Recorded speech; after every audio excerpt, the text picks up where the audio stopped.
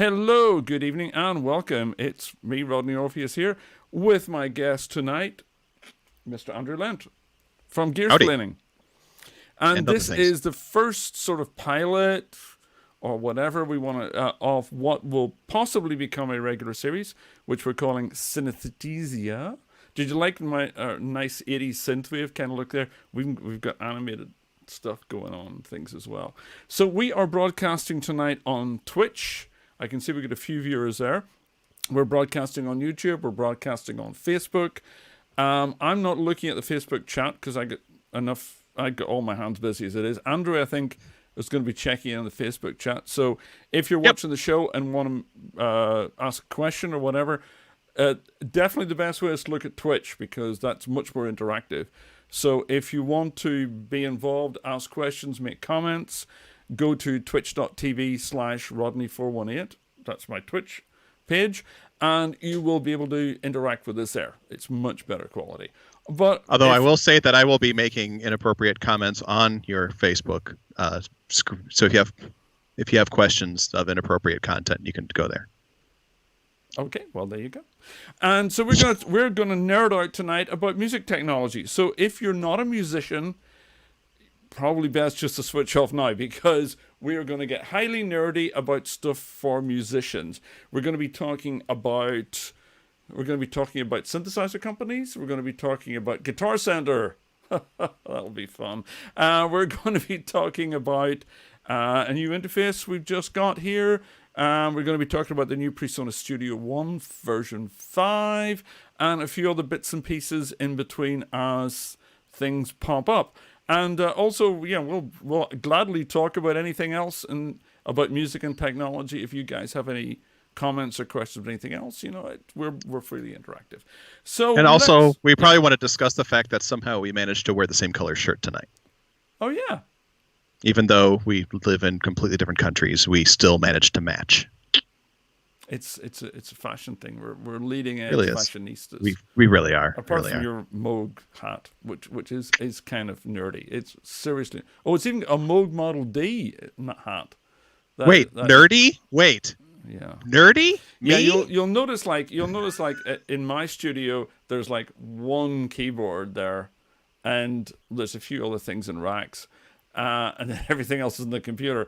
But you'll notice behind Andrew there's like way too much technology. I don't know whether I feel it's screen. There's nothing there. Yeah, I don't know whether to feel envious or vaguely mortified that you spent so much money on hardware, but it is very nice hardware. I'll give you that. I love working with hardware. That's all there's to it. So let's talk about we'll talk about hardware and software tonight. So Sounds let's see good. what we're going to start with. What are we going to start with? Let's start with, speaking of synthesizer hardware, let's start with this story. And we have here on the screen right now a screenshot from gov.uk, the UK government website. This is actually from the UK government website. Korg fined £1.5 million for illegally preventing online price discounts. And this is actually from the British Government Competition and Markets Authority. They have fined Korg £1.5 million, and it's not just Korg. The article, if you go to the website, the British government have done a whole really long article about exactly why they fined Korg £1.5 million, which is a lot of money. What's that in dollars? Right, well, pound isn't worth anything anymore. It's like 1 point. Yeah, it's less than $2 million. About 1.3 or something like that. But it's still a lot. It's a lot of money. And Korg aren't the only ones. Roland got fined as well, and Fender got fined a few months ago, and Casio. I think in total so far it's something like 15 million. Around about 15 million bucks in fines have been handed out to music companies. And interestingly, also to a music retailer, GAK Music in England. They were fined as well. So, and there's been a little bit of speculating of why is this going on, and it's because of something that's been happening in the music instrument world for forever. I mean, I've been in this industry a long time, and everybody does it, and everybody knows it. It's called price fixing. And what price fixing is when the manufacturer and the retailer get together and decide that they're going to keep the prices artificially high so they can screw the customer. which, of course, as far as I know, is still legal in America or vaguely legal. Yeah. Yep. But it's not over here. We call it capitalism here. It's called, it's free market economy. It's called screwing the customer for everything you've got. And it is illegal in the EU, and it's illegal in the UK, which is still sort of half. I don't know, we're kind of half in the EU still, but it's still illegal. And I mean, I've seen this happen so many times. I've talked to so many companies that I've been consulting with and said, you guys, you really can't do this. It's illegal. And every one of them has said, oh, don't worry about it. It's fine. No one cares. Everybody does it. And this has been going on for years. And I kept on saying, all it takes is one guy with a problem to pick up the phone to the CMA, the Competition Works Authority, and suddenly it's not just one guy with a problem anymore. It's a lot of people with problems. And that's exactly what happened. So, from what I understand, the only company, one of the only companies that didn't get hit was everybody's favorite synthesizer saxophone motorcycle company, Yamaha. That's right. Yamaha didn't pay the fine because, from what I understand, they are the ones that sold everyone out. That's right. Yamaha were the ones Yamaha did a deal apparently and got off without any fines because they shopped everybody else. Yep. Which, I mean, I kind of like Yamaha. They're an okay company. And I can't argue with it too much because if it's either, everybody was doing it. They probably thought, well, everyone's going to get caught eventually. So fuck it. We might as well just save some money and get away with it because they're going to get everyone anyway. Right. So, but what I thought was interesting was that they didn't start with a small fry. They started with Fender. Right. Which is a huge company. They're like a holding company unto themselves. Mm-hmm. It's incredible. And do you know how much the fine can? You know how they rate the fine? This I only found out today when I was researching this article. I was looking through the government website. The maximum fine is 10% of your global turnover. Holy fuck! For the past 10 years. Right, for 10 years. Jesus. 10% of your global turnover for 10 years, which is effectively equivalent to an entire year's worth of turnover. Not just profits, turnover, right? That's insane. That's a huge amount of money. A huge amount. That's potentially what it can be. So the thing is, like, what always happens, and I mean, this happens all the time inside this industry. You bring out a new piece of gear and you're a manufacturer and it costs you like $150 to make it. So you've got to go through a distributor. The distributor wants to take $100, so it's now $250.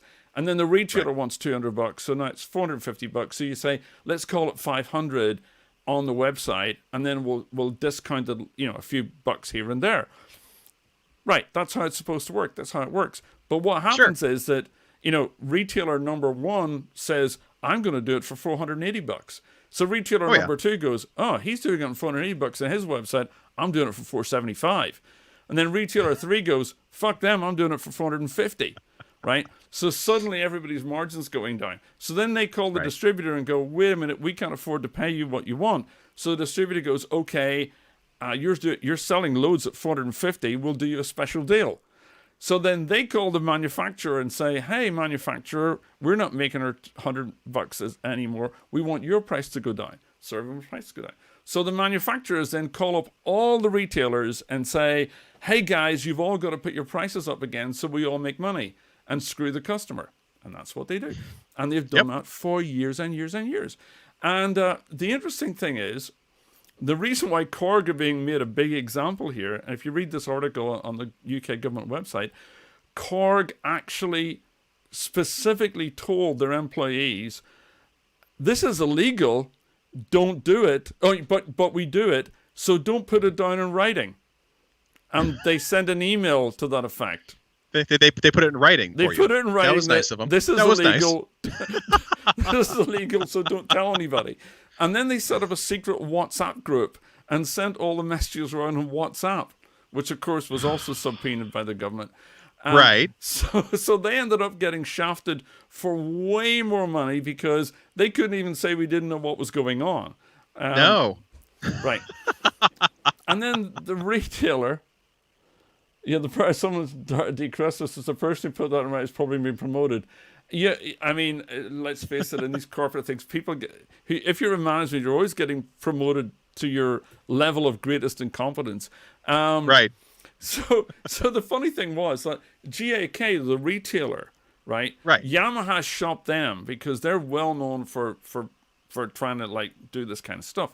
So so Yamaha shopped them. So the British government decided to give them an out, right? They thought, let's not hassle the small retailer, whatever, too much. So they wrote him a letter. This I only found out today as well. The government, the CMA actually wrote to the store and said formally, you can't do this. It's illegal. You'll get fined. So what did the store do? They told their employees it was bullshit and they should just keep on doing it.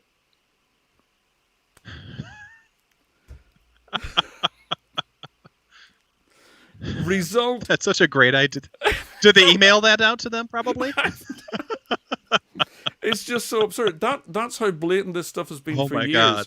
Even when the government told them, hey, you're breaking the law, they just went, yeah, we don't care. Everyone else is doing it. So end result is they got an extra 15% slapped onto the fine on top of the 10% of their turnover for 10 years. Jeez. Wow. Good job, guys. That's great work. Great work on making sure that A, you're not getting away with it, and B, you're also not covering your shit. That's classic. Right. So anyway, so we'll see what happens. What should happen now is that prices should fall for the customer, because now the stores can go, well, we want to do any price we want. So so there'll just be massive price cutting, and there'll be people going out of business because of it. But at the end of the day, you know, what I find so funny is that the people who've been doing this, and I've worked with a lot of companies, the sales guys who are so keen on this are always going on about the free market economy. Right, of course. Right? You know, let's vote Republican because it's about free marketing. And while we're doing that, let's make sure we fix the price to screw the customer. So let's make sure we do not practice the free market economy by saying we do. Well, they think it's a free market because they would threaten the retailers. They would say, like, if you don't keep the price up, we won't sell to you. And it's free. It's a free market because we've got the right to sell to you or not to sell to you. Right. But they were basically manipulating the market by twisting people's arms and saying, we're not going to, if you want to have our product, you have to sell it at a certain price. Now, some people will go, well, they should be able to do that. But on the other hand, you can just as well argue, well, why isn't the store able to set their price? Right, exactly. Why can't we price fix everything? Yeah. You know? So let's make a loaf of bread $50. Hey, why the hell not? Everybody needs it. Fuck it, why not? Yeah, because that's what it basically boils down to. You know, if you have that argument, what you're basically boiling down to is saying a loaf of bread should cost $50. Because if everybody who's selling bread says it costs $50, then it has to be $50. And the consumer has no choice in the matter. It's either that or starve to death. So yeah. Anyway, we will see what happens. So I thought that was an interesting thing. And everybody, and the other thing is, like, no other music industry podcast is even going to cover this because everyone is so freaking terrified because everyone's been doing it for decades. Oh yeah. So no one wants to say, screw you, Korg, Yamaha, Roland, Fender, you all deserved it. But you did. Yeah. We talked about this a few weeks ago in Gearsplaining as well. So it's nice to get from the UK perspective. Right. Oh well, I didn't hear that Gearsplaining one. What was the general consensus there? There was a lot of eye rolling and kind of the same kind of idea with the good job free market kind of thing.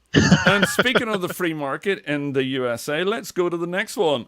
Everyone's favorite retail store, Guitar Center. Woo! Real quick, Jeff on Facebook. From Asheville. Yeah, that's where I got the hat from, actually, was from when I was down at the Moog factory in Asheville last September. Beautiful city. I'm glad you lived there. I wish I did too. Yeah, the first city to, I was just watching Trevor Noah earlier, that's the first city to pay reparations to black people. Yeah. It's an amazing town. If we're ever allowed to travel freely throughout the country and the world again, I highly recommend visiting there. I would love to go to Moogfest if it ever happens again. I'd love to play Moogfest. Well, that'd be fun too. That would be fun. A friend of mine was talking to the other day, Craig Leon. He played Moogfest, Craig and I are talking about doing something together sometime if we ever get back on the stage, which I think would be great. Okay, back to Guitar Center. Yes, so, Gutter Center. Gutter Center. So I love this headline. Guitar Center comes from musicians' throats during pandemic. So Guitar Center are, because of the pandemic, they're being really nice to musicians. Hey, Rickers, how you doing, man? So Guitar Center have decided, in the goodness of their hearts, if you're a musician suffering hardship, you can bring your instrument to Guitar Center and they will buy it off you. How kind. At 60% of the market value. Yep.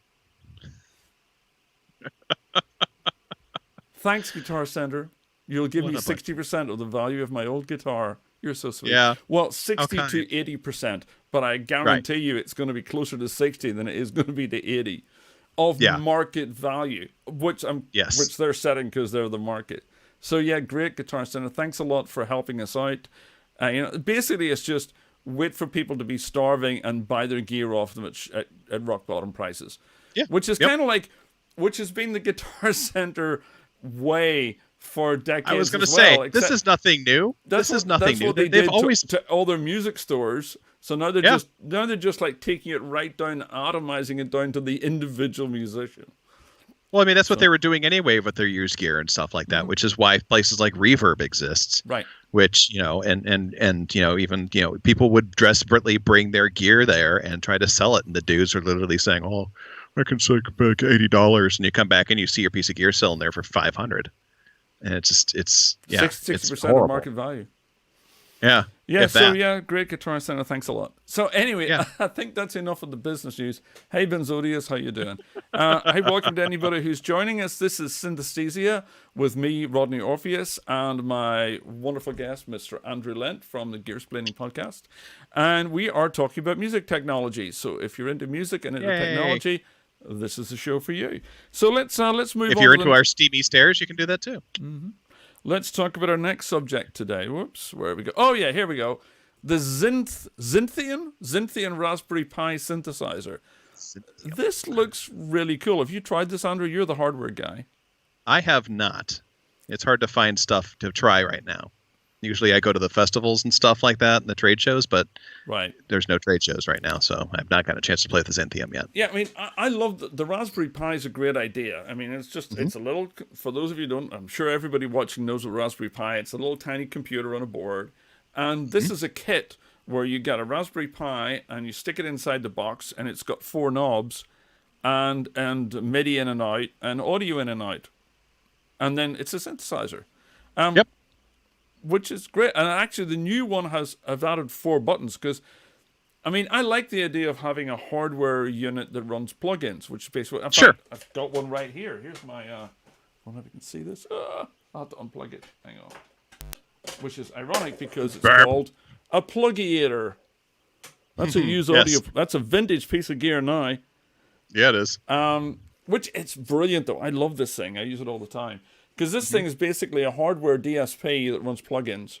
So it's got like a mini mode plugin and a light wave, which is like a microwave kind of thing, and an Odyssey and a Prophet and even a vocoder, which is actually a good vocoder. That's what I mainly use it for. So that's that, and it's got some knobs on. But the thing about this one's got 1, 2, 3, 4, 5, 6. It's got 8 control knobs. Which is kind of a minimum you need because you need like filter, cutoff and resonance. You need your at least an attack and release or attack and decay, and you need a couple of other things maybe, like for filter accentuation or whatever. This one's only got 4 knobs, which kind of defeats the purpose of it because it's basically a computer that plays plugins. Well, I've got a computer that plays plugins. I'm using it right now. It's called a computer. It's called a computer. Yeah. That's what it's for. Now, I get it that, this thing, you can take some of the processing power and put it onto that. And it's great because it can be any synthesizer you want, basically. Right. That as long as it runs on Raspberry Pi. But the Zintian is, I used to have a Critter and Guitari organelle, which was a Raspberry Pi-based synthesizer. It was this fugly little box that had wooden keys on it, which I thought was lovely. You actually programmed it using pure data which is just like this very object-oriented, audio-based software programming stuff. So you can build, like, if you need effects processors, you can build it into an effects processor, synthesizers, samplers, whatever, and then you can also download stuff that people created and just dump it right on there. It was really neat, but I hated the interface. But yeah, it's the same kind of idea. Basically, the interface looks a little bit nicer on here. I agree about the lack of knobs. It's just like, well, it's only 4 knobs. Computer. Yeah, right. I mean, I get that you can take some processing power and throw it onto that, or if you don't like computers, you can just use it as a hardware synthesizer and put whatever you... Sure. Or an effects box. It's got audio in. You can use... I think it's even got a vocoder as well. So... But I think it's great. I kind of like it. And it's not too expensive, like $300 or something. That's not bad. It's kind of a nice idea. I wish I had more knobs, but it's got 4 knobs and it makes noises. So, yeah, it's okay. One of the things... like a lot of what I'm seeing more and more is Teensy being used, which is another like platform interfacing kind of thing for music hardware or anything really. It's a computer on a chip. So I have like some of the 1010 music gear on my Euro rack. Those are all running on like little Teensy operating systems, and it has like multi-touch control and all this other crazy stuff. They work out really nicely. They're great. It's and the fun thing about the 1010 boxes is like the firmware is literally on a little micro SD card, and I can change out like from a synthesizer to an effects processor to whatever just on this little card and just dump it back in there and reboot it, and it loads into that operating system. So I spend money on a piece of gear that it suddenly is like a Swiss Army knife. That works out really, really cool. Gotcha. And that's so those kinds of things I definitely see. Because it's more of a single purpose thing. I think the problem with Raspberry Pi is that there's probably a lot of stuff that's running overhead as well that could cause stuff to maybe not be as efficient. Yeah, I don't know. I'm not a developer. So you just run some tiny little version of Linux that's like real time. Right. And it'll be quick. I mean, it'll be fast. So yeah. Anyway, but yeah, really interesting. I mean, I kind of like the idea, I must admit. So what else have we got today? It's news. Oh, this I thought was interesting. Some guy has been checking the MIDI timing of hardware sequencers. Now, because this is about as geeky as it gets, right? And this argument's been around for forever. Is like what's got the best MIDI timing? And traditionally, everyone has always said the best MIDI timing is a hardware sequencer, right?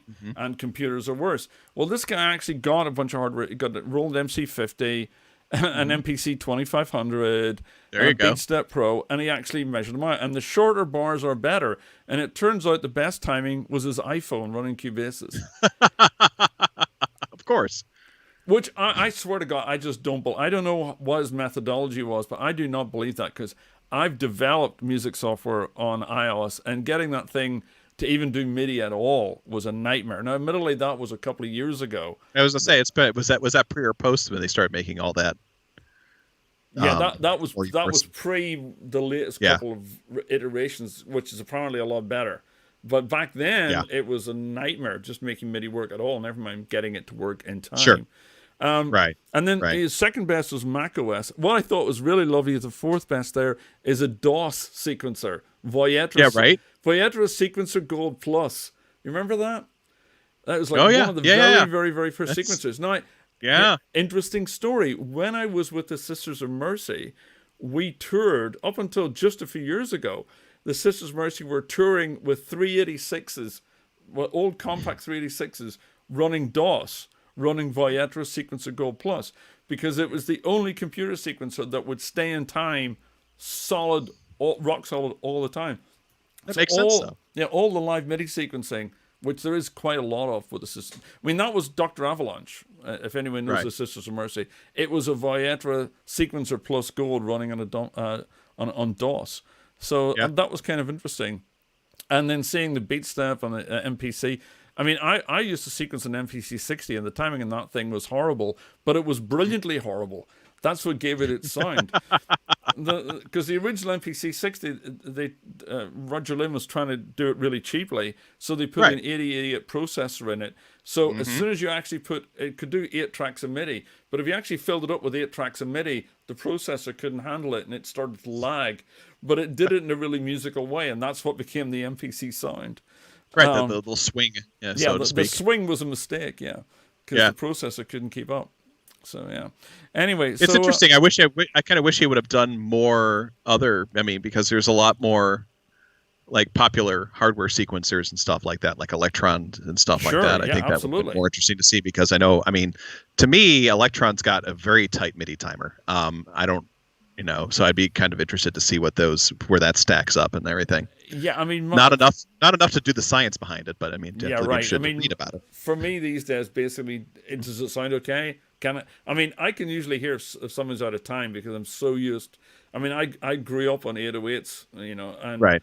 rock solid timing. So like when I hear records these days with live drummers, I'm just like, it seems so sloppy. So which might be the point, But I've never, I mean, and back in the day, yeah, I could hear there were some sequencers and certainly computers that were pretty sloppy, but not recently, not these days. Yeah. So anyway, okay. So yes, well, speaking of MIDI, let's go to the hardware of the week. This thing, yes. I just got this thing. This is the ESI M8U. Is that what it's called? Yeah. Worst name ever. M8UEX. Yeah, I don't know who names these things. M8UEX. It doesn't tell me anything. Like, is that MIDI 8 ports or whatever? And it's not even accurate because it has 16 ports. 16 MIDI ports. It's got like 8 on the front there, and then it's got another 8 on the back there. Right. So, okay, you could say it's got 8 inputs and 8 outputs, but it doesn't, because the really cool thing about this box, and this is the only MIDI interface I've ever seen that does this, is that each MIDI port can be in or out depending on what you plug into it. Mm-hmm. So you can have 16 inputs and 16 outputs, or 8 ins and 12 outs, or 6 ins and 12 outs, or whatever the hell you want to have. You can just you set it up. And when I got this, I was like, that's really cool. I wonder how I configure it. And you know how you configure it? You plug it in. You plug it in, yeah. You literally just plug synths into it, and if it's an input, it becomes an input, and if it's an output, it becomes an output. It just does it. I have no idea how it does it, but it just auto senses everything. I never understood why they couldn't auto sense that shit. I mean, honestly, MIDI is coming in, MIDI is coming out. Figure it out, dudes. Well, apparently, yes, it clearly can be done because this box actually does it. Yeah, and it's freaking unbelievable how it does it. And yeah, it's USB 3, and even has something that I've been saying for years. Why don't you just put a USB hub on there? And it's got a 3-port USB hub on the back, which is freaking fabulous for putting your dongles in, or whatever keys, whatever. So what do you think? Have you tried one of these yet, Andrew? I have not. They're not yet available here, US wide, apparently. I like the idea of it. Now, from what I read, it does not actually rack mount. No, it's not. It's curvy. It's really curvy. So it's not a rack mount. Well, so am I, but I can rack mount. I wouldn't like to try it. I guess it'll fit in a rack shelf. It seems to be the right height. Let me just check right. my rack. Yeah, it's the right height, but it's not the right width. It's not as wide as a normal rack mount. So you could put it on a shelf. But it doesn't have rack ears or a rack kit, which is weird. That would be nice. Yeah, that'd be nice if they did. That's so almost a rack, but isn't, because this is the kind of thing that if you want 16 MIDI ports, you probably have stuff in a rack. Right. Exactly, and that's kind of, and that therein leads another issue I have with it, and this is something that drives me crazy. I have a Mio 10. I have, a couple other. I have some Motu MIDI hubs and stuff like that. And the thing that drives me absolutely crazy is I don't want the MIDI ports in the fucking front of my device. I want them all in the back. Well, I kind of for a start, there's not enough room to put 16 in the back because MIDI ports are big old din things from the 70s. So there's literally not enough physical space, but they could have made it bigger and fit it in a rack, I guess. Yeah. I mean, if they made it wider, they might have made it, because they could have put, they could have put the USB ports on the front. They could have put the MIDI ports on the back and filled that bad boy up on the back, because I want that. I don't like the cables hanging all over my desk. Oh yeah. Well, Duskrit said make it double height. Well, that's true. You can make it double height as well. I don't mind stuff at the front. I mean, if you're running like a Pro Studio, where you've got people coming in. Remember the days when we used to have people coming to our studios? What the hell is it? People? Yeah. No, people don't come down here. I always wanted to have gear that had inputs and outputs on the front as well as the back, because I'd have people bringing in their own synths or samplers or keyboards or whatever, and then you just like stick it in and it's done. You don't have to go round the back. But yeah, there are 8 ports on the front, and that's probably not what I'd like. Yeah, information is ditto on audio interfaces with inputs 1 and 2 on the front. Like they all have. Right? Like, I mean, especially with the XLR ones, I can understand if you've got like jacks for instruments for something you just want to plug in a guitar. But if you're plugging in a microphone, the chances are you've got that bad boy rigged up around the room permanently anyway, and you'll never want to unplug it. It's plugged into a preamp, and it's plugged into like a compressor and all your like a rack of shit anyway. So you're not going to be reaching around the front, be like, I need to unplug my microphone now. No, that's true. And one of the things I love about this though, look at the way it glistens, because the front panel, I don't know if you can see here, the front panel is actually concave. See that? Mm-hmm. Yeah, that's flat. That's nice, because that makes all the text on there readable. Oh yeah, and it glistens and glows. And I love this copper color about it. And I remember like years ago again, I was buying a mixing desk and I was in a store, and I said, well, I really like the color of that desk. And the guy went, the color isn't the thing that's important. I'm like, oh, it very much is. If you're going to stare at it for 14 hours a day, it's got to look freaking good. Absolutely. Yeah, and this thing looks really, really classy, and I love the design choices they made. It stands out, which I like. I mean, I can see that sitting in my rack and just glowing compared to like the monochromatic everything else I own. Yeah, look at that. Sorry, I was 2000. You're fine. But it works. But the thing about it is, it works freaking great. This thing is so good. I literally just plugged it in, and that was it. Boom, it just works. The only thing it's got little dip switches under here. And the weird thing is, and this is the weirdest thing ever, is even though it's a USB 3 hub, right, it's preset to only support USB 2. And to make it support USB 3, you actually have to go in and manually flip one of those 3 dip switches. Which is, see that? I don't know if you can make it out. There's one just flipped up there. That's the USB 2 to USB 3 switch. I think they did that for some kind of compatibility thing. But seriously, what kind of person is going to spend the money to buy one of these and not be able to support USB 3? Right? There's probably some guy with like a Mac G4 that's running his studio still. Yeah. Oh, it's also got a Kensington lock port as well, so you can lock it into your rack in case someone wants to steal this beautiful thing.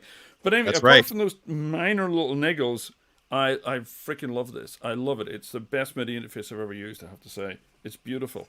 It's really pretty looking. But it's so great. It's literally just you plug it in, it works. And you don't even have to care what goes in where. You just plug your shit into it, and 30 seconds later, everything's up and running. It's freaking fabulous. So I love stuff that does what it says on the tin. Like that's a big thing for me. Yeah, no configuration software at all. Literally no software. Yeah, you don't need it. It just auto configures itself. And there are some other MIDI interface manufacturers that's not quite that simple. Mentioning no names. But it's I love it. So ESI, absolutely top quality. I give you an absolute 9.5 out of 10 for that thing. How many stars are we awarding? I was say how's their star system? We should probably come up with something. We should come up with something. It's fabulous. We should come up with something weird though, because like everyone does stars, everyone does thumbs. It's music. We can go up to 11. There you go. That sounds good. I would say this thing, if it goes up to 11, this is pretty close to going up to 11. Okay. The only minor niggle I have is like, some people would say the ports in the front, that doesn't particularly bother me. The lack of rack mounting, tiny little thing, but hey, I've got rack shelves here. And the dip switches that make it go from USB 2 to USB 3. But apart from that, just outstanding product. So if you're looking for a MIDI interface, that one is absolutely killer. So that's the M8U EX. So you're saying I should replace my Mio 10 with that? I replaced my MIDI 10 with that, actually. Well, I bought my MIDI 10 because you told me to buy the MIDI 10, so there you go. Hey, what can I tell you? The MIDI 10 was good, but this is... This is a little bit better, it sounds like. I like... It's... Yeah. I mean, whether it's as good as the new MIDI XL... I don't know, but I can't say anything about that because I'm kind of biased because I actually designed the MIDI XL. But, right. But I still don't have one because even though I helped design the thing, they didn't send me one. So I can't tell. So if iConnectivity are watching and want to do a shootout, I'm happy to do it. But right now, this one isn't going back to ESI. This one I'm keeping. It's in the rack. It's going in the rack right after the show. And it's going to be my... So that's the best I can say about anything is like, I'm keeping it. I'm using it every day. That's what the next record's being done in. So yeah, nice. So that's ESI. So what Smooth. Did you not do a unboxing video about that? I did do an unboxing video just the other day. So if you want to see that in more detail and it plugged in and working, it's on YouTube. I did a 16-minute video on the ESI M8U. God, I forgot to get the link and put it on the chat because I'm so professional and prepared. But anyway, it's on my YouTube channel. Go to YouTube, search for Rodney Orpheus. You'll see so if you want more information, you'll see the full 16 minutes of everything in and out on that machine. All right. So let's move on. What's the other big news this week? What's the big thing? What you got for me, buddy? Studio One. Yeah, Presonus Studio One 5. Version 5. Wait. Let's Studio 5 version 1. Can we run video? Why is it not running video? Why is it not running the video? I'm not running this show, so I couldn't tell you. Why is it not running the video? God damn you. Why aren't you running the video? Hang on. Professionals. Yeah, I know. I thought I had this up. Why is it not coming up? I don't know. Huh? My video isn't happening. Oh. We'll use interpretive dance instead. Let's try this. Okay, here we go. Studio One. Studio One, there we go. All right, so here's the video, Studio One version 5. Now, as Andrew knows, I am a big Studio One user. I've been using Studio One since version 1. Well, I was a Cubase user for... This is how much I love Studio One. I was a Cubase user for 15 years. I wrote the Cubase Masterclass for Future Music magazine. I demonstrated Cubase for Steinberg. And 2 days after using Studio One, I never looked at Cubase again. So I love Studio One. So this is the big thing here. Perform live with Studio One. That is kind of killer. It's basically they're doing... That's pretty slick. It's basically... well, what's that Apple thing? Main stage. Main stage, that's the one. Bring your studio to the stage. It's main stage inside Studio One. Which for someone like me who does let's just stop that for a second. For someone like me that writes everything in Studio One, records everything in Studio One, and plays live, it's a no-brainer. Because now I can just take my Studio One songs and I just go to that new show page and boom, bang, a bang. I can set up my set list. I've got all my backing tracks. Because on my band, we've got the Cassandra Complex, how we do it. We've got 2 live guitar players. We've got a keyboard player, a button pusher, he likes to call himself because he pushes buttons. And me. And then the drums and most of the bass lines and stuff are all on backing tracks. This way, we just record the album, we take the vocals and the guitars off it, and good to go. That's it. The backing tracks are there. And also, I mean, you do need if you're going to play, you can play plugins and whatever. It's great. The other thing is, of course, you can even use the guitar amp, as it mentions in there. Because Studio One has a guitar plugin called Ampere. Now, if you've used older versions of Studio One, they had this original Ampere thing, which was horrible. It was one of the worst guitar amps I've ever heard. But the new one that they introduced in version 4, that's in version 5, is one of the best guitar amp simulators I've ever used. Great amp simulator, great pedal boards. It's fucking great. I mean, so on the new album we're working on, the Cassandra Complex, we're using that on at least half the guitars are just going through the built-in guitar amp in Studio One. So I'm actually seriously considering doing that live as well, because I can call up the song with the guitar amp settings and the pedal settings for the guitar player, right, and just play it through. Now I need a low latency interface, admittedly, but you know, it's you get those. I hear Studio One makes some nice ones, or Presonus rather. That's true. They do. Yeah. That work wonderfully. Well, so it's interesting. Like, I come from the Logic land myself, so I've been using MainStage since that first came out. With Missile Command, we literally would take our channel strips and just drag them right in there and bring us and work well with that. One of the things that we were doing is that we were also doing a lot of audio routing live. Because I would like run my vocals into like the K station, which would be running a vocoder that we specially program, that kind of stuff. So we just push a button and it would automatically reroute all the audio to wherever we need it to go. So I'm wondering if that capability is in the live mode with Studio One as well, because that's right. Well, I haven't used it yet. I'm still waiting for Presonus to get me a copy. Presonus. But I would be surprised if it doesn't, because one of the things that Studio One did really good from the beginning was there was a plugin called Pipeline, which was deliberately designed to route audio in and out. And it even did latency compensation for effects. So you could send out to a reverb unit or delay unit or flange or whatever, and it would measure the latency in and out and send the stuff out ahead of time. So it worked like a plugin. You had zero latency hardware, which is otherwise impossible. And one of the things they've got in the new version is they've actually made it even better. So they have what they call aux channels. So you can treat an external piece of hardware like it's an internal plugin.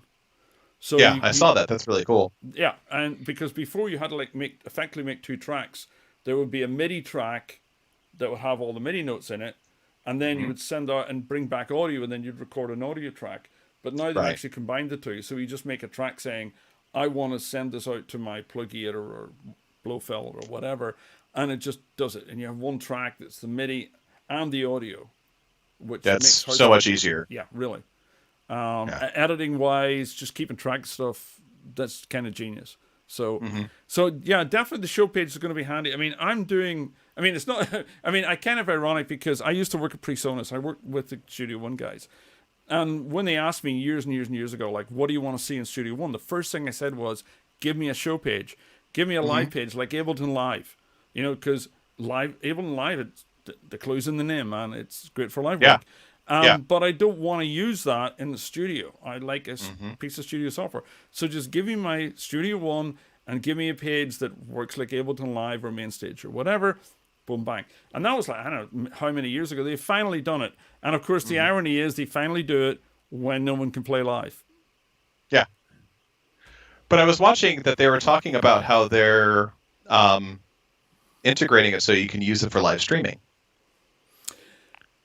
Which is cool. That's a big thing for me right now, because that's how I'm playing shows right now, is just using Twitch and everything like that. Yeah, so that's handy as hell. Yeah, because I'm doing a live. Well, there's a festival, a big festival in the UK called Infest every year at the end of August, and so this year, instead of it being called Infest, it's called Stay In Fest. Boom, boom. So clever, you people. I know.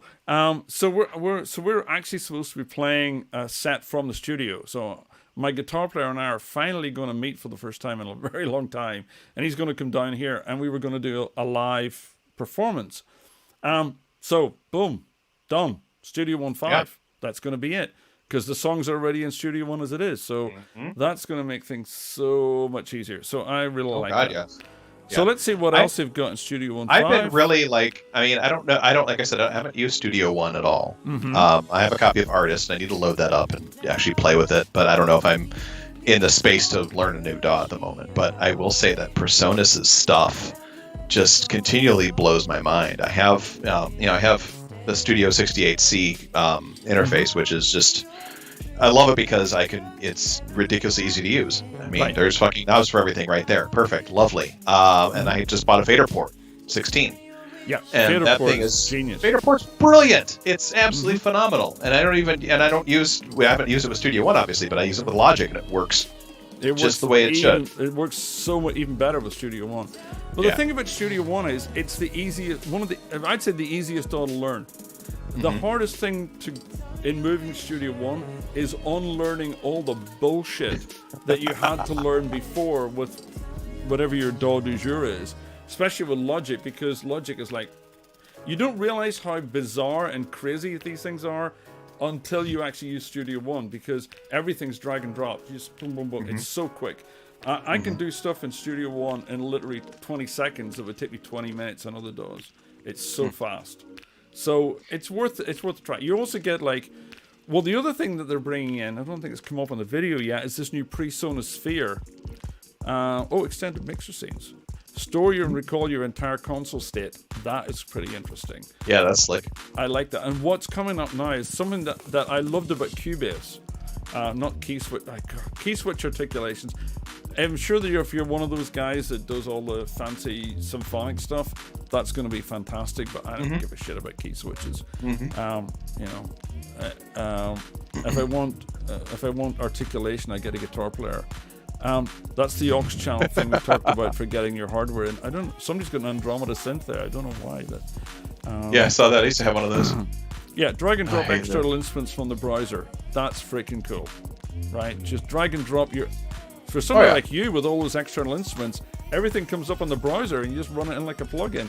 It's freaking great. I know, that's lovely. And this is really cool. This is one thing that Cubase had, and I love, was a control room feature.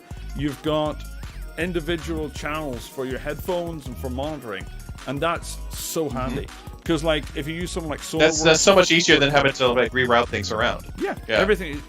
Because I use the Abbey Road virtual headphone thing that Waves did, and I can just stick that on my head, make a headphone bus, and have that plug-in on there, and that's not going to affect when I switch to my speakers or when I try to do a mix down. So that's actually really kind of cool. That's fantastic. So that's something that I think a lot of people miss, but it's super practical. Practical. Because sometimes I'm using headphones, sometimes I'm using speakers. So I can have two separate buses. Just little things like that. But the other thing that isn't mentioned there is this, that you can now get in subscription. This was the other thing that I said to Presonus when they said, what do you want to say? I said, why are you bothering to sell this?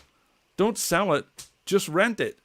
And now they're doing it. So for $15 a month, you get Studio One. And you get Notion, the scoring program, if you're one of those guys that like scoring, which I'm not, but whatever. Yeah, but you also get all the extra plugins. You get shitloads of, because they do extra different compressors, different model compressors and EQs and loads of other. So you get all that as well. So you pay $15 a month to get everything, which that's a pretty sweet price. It's a pretty freaking amazing price, because think about what's that like. That's what $170 a year. So basically, if you bought it and used it for 3 years, you make your money back, just about.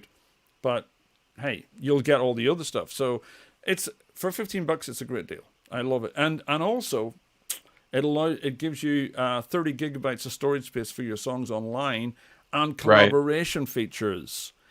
And now that's the one that we really need now, because how many people do you know who are collaborating remotely? Frickin' everybody. Right? Yeah. And so it allows you to actually save a Studio One song remotely and then assign it to collaborators, and then they can just grab it and it just comes up inside their Studio One. So for that, so it's like it's like a CBS, yeah, exactly. So for $15, I'm all over that, because I've got a guitar player in another city in England, and I've got a keyboard player in Germany right now. So yeah, it's a no-brainer. I love it. Yeah, that makes sense. So yeah, Studio One. Great. So when I first saw the announcement, I was like, yeah, whatever. But then the more I look at it, the more I think of it, the more I'm going like, whoa, this actually solves a lot of problems. So I'm hoping to get mine this week, and so maybe next episode we'll go into some in a bit more depth, and we can check the streaming part out. So other things, Presonus. This is freaking cool. This is a new Presonus Atom SQ, which I presume means for sequencer or something. Yes, that thing is sexy as hell. It is sexy as hell, I have to say. It is freaking sexy as hell. Because thank God, please, thank you so much for not creating something that's got a 4x4 pad matrix. which is the most useless thing imaginable. I don't know why everyone's so keen on 4x4 pad matrices. Whatever. I don't care about that shit.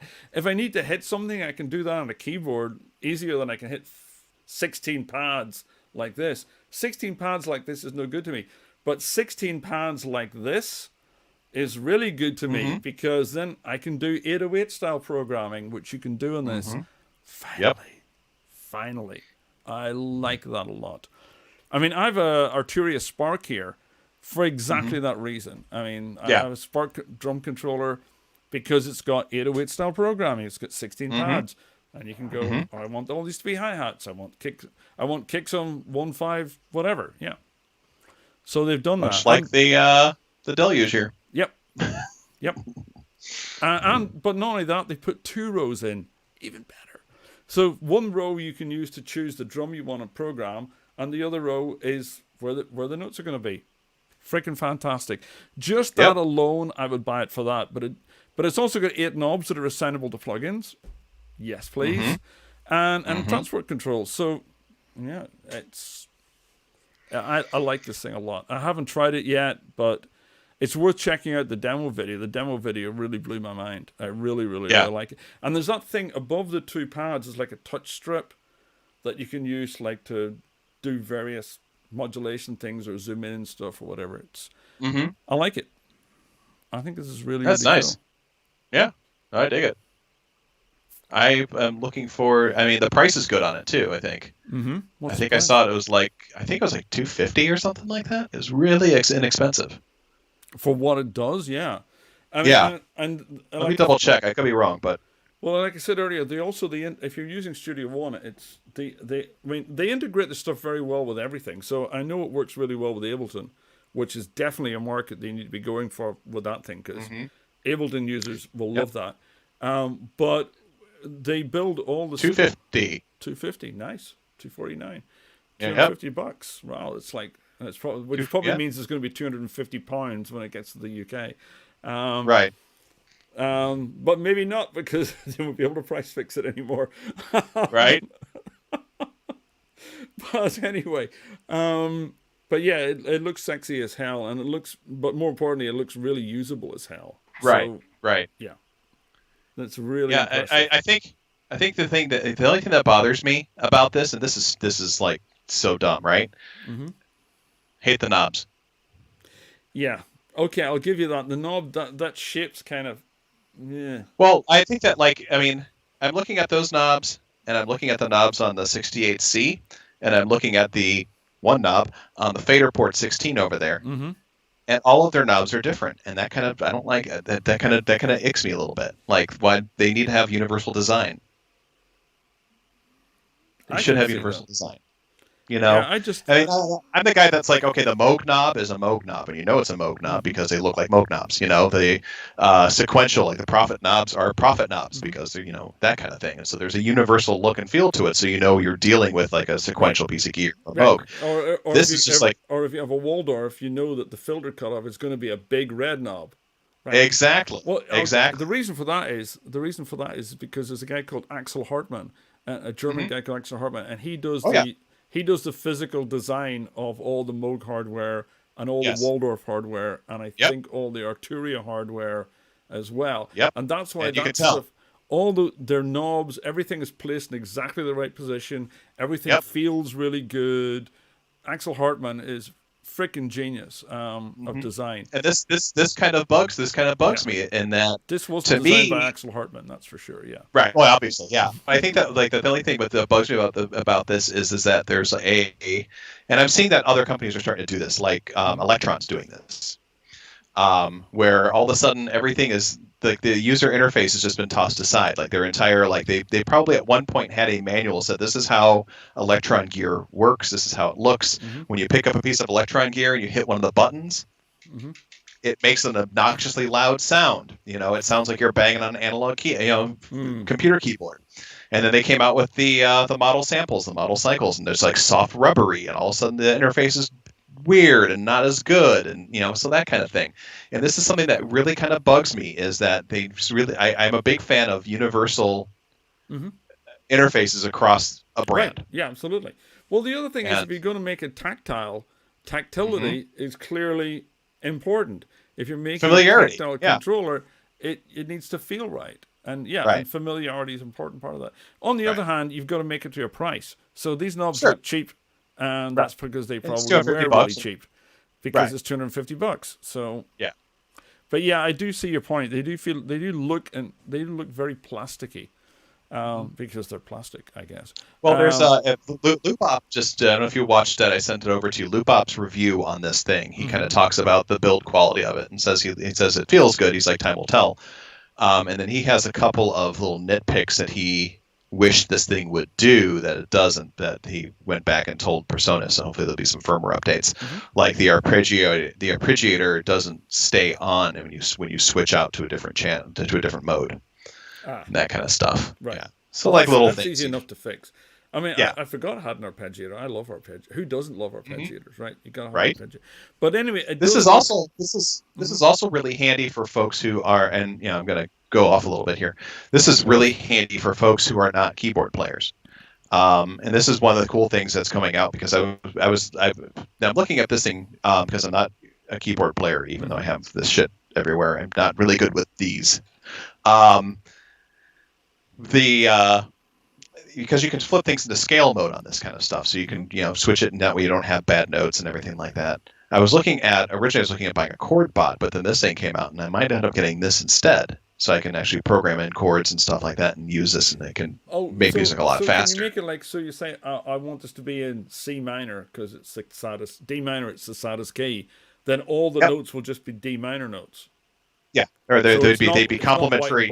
They'd be on the D minor scale, so every button that you play is a part of that scale. Yeah, and you can change it to like a major scale, minor scale, Dorian scales, all those kinds of things. So you can flip all those in there, and and just tell what key it is. Yeah, so that's really nice, especially for us non-keyboard players. And then the splitting, like they show the color splitting on that. That's a exclusive thing. That's only if you have it connected to Presonus, because you can use that to split between drums and keys. Oh, that's kind of cool. That is kind of cool. I mean, the drum machine inside Studio One, by the way, it's actually one of the best drum machines I've ever used. Not that it's hard to build a drum machine. It's a bunch of things that play single shot samples, whatever. Yeah. But the impact drum machine they have inside Studio One is really excellent, and it's dead easy to use. So the combination of those two things together, you're done. I mean, it's sorted. It's a hell of a deal. So yeah, I'm very impressed. Presonus coming out kicking ass at the moment. Anyway, oh my God, we've run for exactly an hour now. Look at us. We were originally saying we were going to do like 20, 30 minutes and be out, but now it's been half an hour. So I think that's all for this week. If you people like it, please let us know. We would love to hear from you on the chat. If you're watching on Twitch, be sure to follow me on Twitch. If you have a subscription, if you've got Twitch Prime, subscribe to the channel. If you don't have Twitch Prime, but if you have Amazon Prime gives you Twitch Prime for free, because Amazon own Twitch like they own everything these days. So if you've got an Amazon Prime account, sign up for your Twitch Prime account and subscribe. Oh, Das Christoph said, thank you for following Das Christoph. He said he liked it. Das Christoph. Thanks, man. Thank you so much. Christoph's a pal of mine. Also, can I plug myself too? Of course. Cool. So Gearsplaining every Wednesday at like 11 p.m. or something like that. 11 p.m. Eastern. American time, which is like... I said Eastern time, which you can VOD it, so whatever. Yes. It's 2 hours of us yammering and talking about music gear, technology, and Papa John, and stupid things, and there's probably a brassiere being thrown at my head at some point, because that's what happens. And then I also have a Twitch channel as well that do a lot of live music streaming and chit chat and stuff like that. That is at IX Studios Cleveland. So please follow me there as well. Which is actually also hosted on my channel. Yeah, so I appreciate that. Thank you, Rodney. Yeah. So yeah, follow both of us and subscribe if you can. If you're watching on Facebook, well, you already are probably friends of ours on Facebook. So you'll get it automatically. I'm actually streaming this on LinkedIn as well. Can you? For the first time ever, I'm trying LinkedIn. So should have wore a tie. I know LinkedIn streaming. I think it's a beta feature or something that only some people have got. How weird is that? Information traces. Thanks, guys. It was great. Okay, I'm glad you liked it. Thanks, John. And, Actually, information tray will be on my stream on Saturday. All right. Very good. What time's that on Saturday? That's going to be at 1 p.m. Eastern time. Eastern American time for you European watchers. Which is still actually watchable, because that's like in the early evening European time. Yeah. So totally watchable, unlike Gearsplaining. But yes. And yeah. Well, Gearsplaining is unwatchable anyway. That's half the fun of it. All right. So this has been really good fun. Thanks, everybody, for watching. Hopefully we will do it again maybe next week, depending on how much information we have to share with you and what new gear we've got and so on. But yeah, let's do it. Thank you, Andrew. Thank you, everyone, for watching. Bye. Thanks for having me. Bye.